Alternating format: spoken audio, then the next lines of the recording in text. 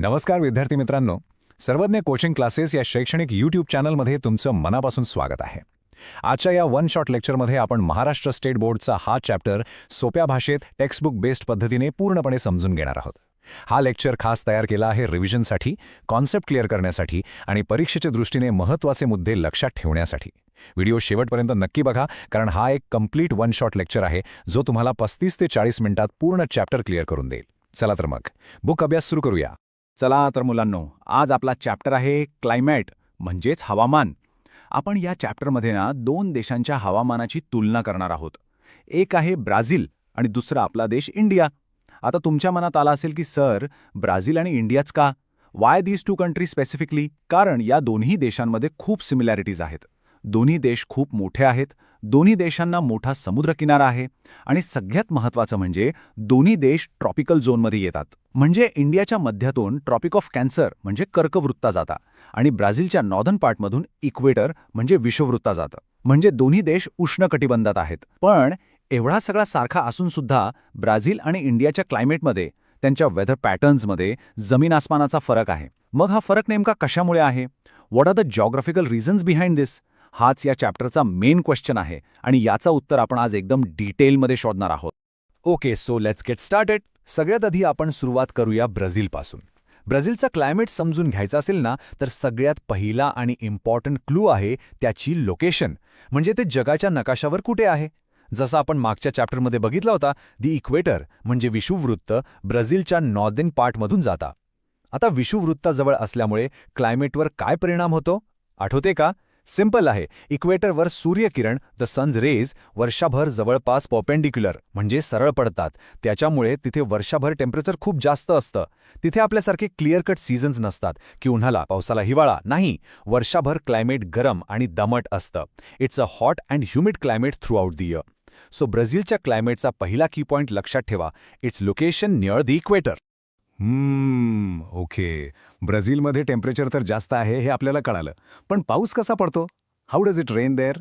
त्यासाठी आपल्याला थोडा विंड्सबद्दल म्हणजे वाऱ्यांबद्दल समजून घ्यावं लागेल. स्क्रीनवर जो मॅप आहे त्याकडे लक्ष द्या. तुम्हाला दोन प्रकारचे ॲरोज समुद्रावरून ब्राझीलकडे येताना दिसतायत. हे आहेत ट्रेड विंड्स, ज्यांना मराठीत आपण व्यापारी वारे म्हणतो. का म्हणतात? कारण जुन्या काळी शिडीच्या जहाजं व्यापारासाठी याच वाऱ्यांचा वापर करायची. सो ब्राझीलला दोन दिशांकडून हे वारे येतात.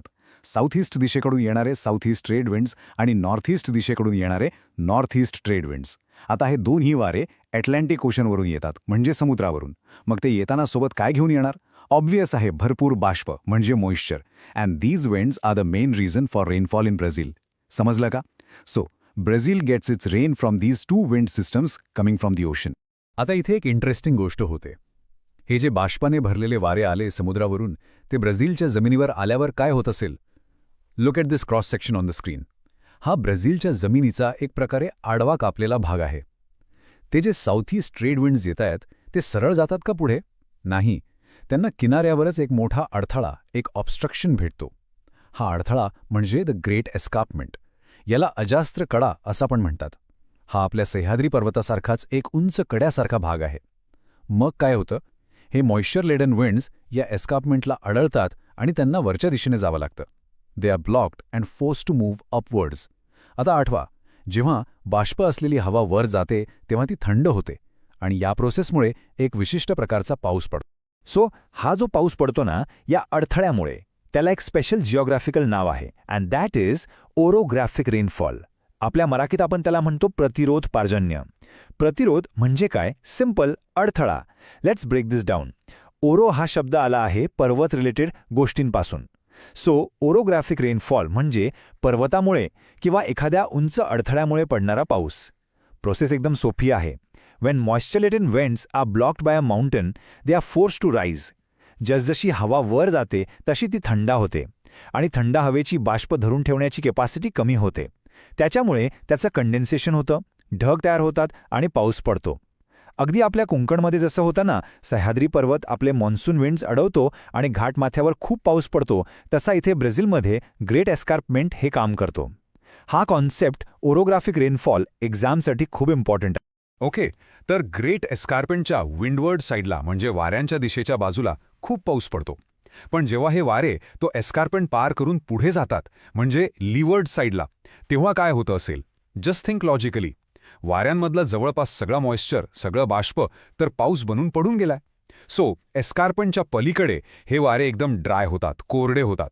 त्यांच्यात पाऊस देण्याची कॅपॅसिटी खूप कमी झालेली असते. आणि यामुळे ब्राझिलियन हायलँड्सच्या पलीकडच्या भागात, म्हणजे देशाच्या आतल्या भागात खूप कमी पाऊस पडतो. या एरियाला म्हणतात रेन शॅडो रिजन. आणि यामुळेच ब्राझीलमध्ये एक फेमस जॉग्राफिकल फीचर तयार झालंय. या रेन शॅडो रिजनला ब्राझीलच्या नॉर्थ ईस्टर्न भागात एक खास नाव आहे, द ड्राउट क्वाड्रिलेटरल. मराठीत पर्जन्य छायेचा प्रदेश किंवा आवर्षण चतुष्कोन. नावावरूनच कळतं की इथे दुष्काळी परिस्थिती असते. हा पॉइंट गिव्ह जॉग्राफिकल रिझनसाठी मार्क करून ठेवा. Why does the north eastern part of Brazil receive very less rainfall? Answer is it lies in the rain shadow region of the great escarpment. Very important. चला, आता ब्राझीलचा सफर झाला. आपण परत येऊया आपल्या देशात, भारतात. इंडियाची क्लायमेट स्टोरी ही ब्राझीलपेक्षा खूप वेगळी आहे. इथे ट्रेड विंडचा प्रभाव कमी आहे. इथे सगळा खेळ, सगळी कहाणी एकाच शब्दाभोवती फिरते. तो शब्द कोणता? Right, monsoon. आपलं हवामान हे मॉन्सून टाईप क्लायमेट म्हणून पूर्ण जगभरात ओळखलं जातं. आपली शेती, आपले फेस्टिवल, आपली इकॉनॉमी, आपला कल्चर सगळं काही या मॉन्सूनवर डिपेंड आहे.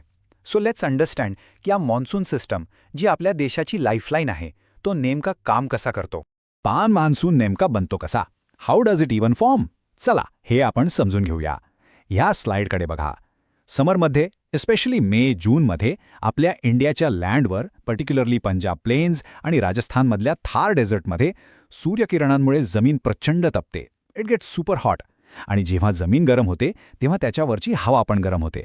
आणि गरम हवा कशी असते? हलकी. सो ती वर जाते आणि त्या जागी एक लो प्रेशर एरिया, म्हणजे कमी दाबाचा पट्टा तयार होतो.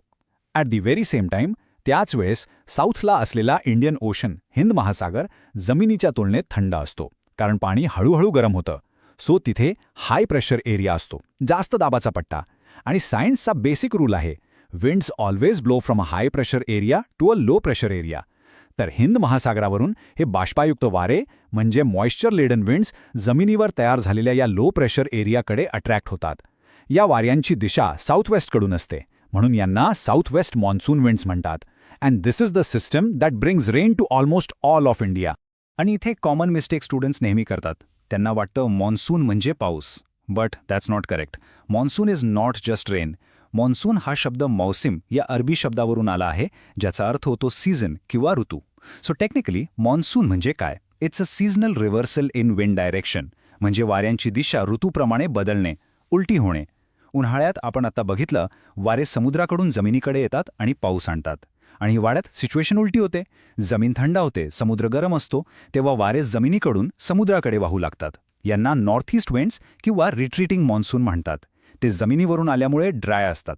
सो रिमेंबर, मॉन्सून म्हणजे पाऊस नाही, मॉन्सून म्हणजे ते सीझनल विंड्स जे पाऊस घेऊन येतात. ओके, सो हे साऊथ वेस्ट मॉन्सून विंड्स इंडियामध्ये एंटर झाले. पण पुढे, just like Brazil had the great escarpment, इंडियामध्ये पण नॅचरल बॅरियर्स आहेत. वेस्ट कोस्टला वेस्टर्न घाट्स आहेत. पण सगळ्यात मोठा, the biggest and most effective barrier कोणता आहे? Of course, the mighty Himalayas. हे साऊथ वेस्ट मॉन्सून विंड्स जेव्हा नॉर्थकडे जातात तेव्हा ते हिमालय पर्वताला अडथळतात. And the Himalayas are not a small barrier, they are the highest and largest mountain range in the world. परत तेच होता जे ब्राझीलमध्ये झालं होतं, orographic rainfall. The winds are forced to rise, they cool down and it rains heavily. या हिमालयाजमुळेच तर नॉर्थ इंडियामध्ये गंगाच्या मैदानात एवढा पाऊस पडतो. So the Himalayas act as a giant climate conductor for India. पण ते फक्त पाऊसच देत नाहीत, त्यांचा अजून एक मोठा फायदा आहे. हिमालयात नॉर्थकडून येणारे अत्यंत थंड वारे, द कोल्ड पोलर विंड्स, ते अडवतात आणि आपल्याला जास्त थंडीपासून वाचवतात. So as we have seen, इंडियाच्या क्लायमेटवर फक्त मॉन्सून विंडचा प्रभाव नाहीये.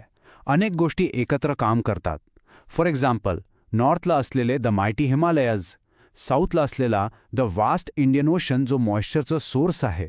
मग आपली latitudinal location, the tropic of Cancer, म्हणजे कर्कवृत्त, जो इंडियाच्या मध्यातून जातो. यामुळे साऊथ इंडिया ट्रॉपिकल झोनमध्ये येतो आणि नॉर्थ इंडिया सब ट्रॉपिकल झोनमध्ये येतो, जिथे आपल्याला क्लिअर सीझन्स अनुभवायला मिळतात. आणि चौथा फॅक्टर आहे ऑल्टिट्यूड, म्हणजे समुद्र सपाटीपासूनची उंची. जसं जसं आपण उंच जातो तसं टेम्परेचर कमी होतो. एक्झाम्पल, दिल्ली आणि शिमला जवळपास एकाच लॅटिट्यूडवर आहेत, पण शिमला उंच असल्यामुळे थंड असतो आपल्या महाराष्ट्रातलं एक्झाम्पल घ्यायचं तर पुणे आणि महाबळेश्वर.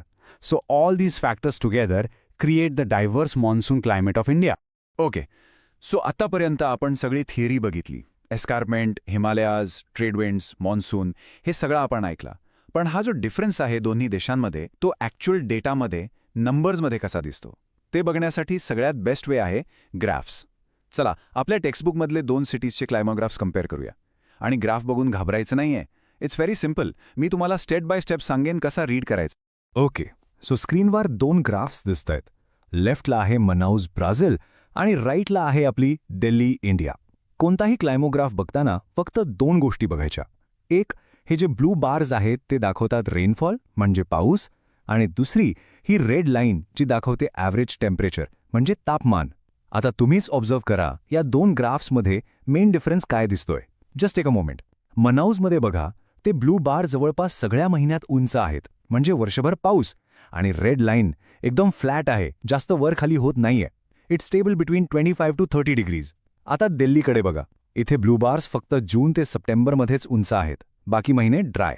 आणि रेड लाईन एकदम रोलर कोस्टरसारखी आहे, समरमध्ये एकदम वर 40 डिग्रीजपर्यंत आणि विंटरमध्ये एकदम खाली 10 डिग्रीजपर्यंत. So what's the conclusion? Simple. मनाऊसमध्ये वर्षभर गरम आणि पावसाला क्लायमेट आहे, आणि दिल्लीमध्ये क्लिअर कट सीझन्स आहेत, गरम उन्हाळा, पावसाळा आणि थंड हिवाळा. या ऑब्झर्वेशनवरून आपण 2 खूप इम्पॉर्टंट जिओग्राफिकल कॉन्सेप्ट शिकू शकतो. मनाऊससारखं क्लायमेट, जिथे टेम्परेचरमध्ये वर्षभर जास्त फरक पडत नाही. The annual temperature range is very small, त्याला म्हणतात इक्वेबल क्लायमेट, मराठीत समहवामान. सम म्हणजे सारखा. हे क्लायमेट समुद्रकिनारी किंवा इक्वेटरजवळ आढळता. आणि दिल्लीसारखं क्लायमेट, जिथे गरमी आणि थंडीमध्ये खूप जास्त फरक असतो, the temperature range is very large, त्याला म्हणतात एक्स्ट्रीम क्लायमेट, मराठीत विषम हवामान. विषम म्हणजे जास्त फरक असलेला. हे क्लायमेट समुद्रापासून दूर कॉन्टिनेंटच्या आतल्या भागात आढळता. So Manaus is a perfect example of an equable climate and Delhi is a perfect example of an extreme climate. समजला का?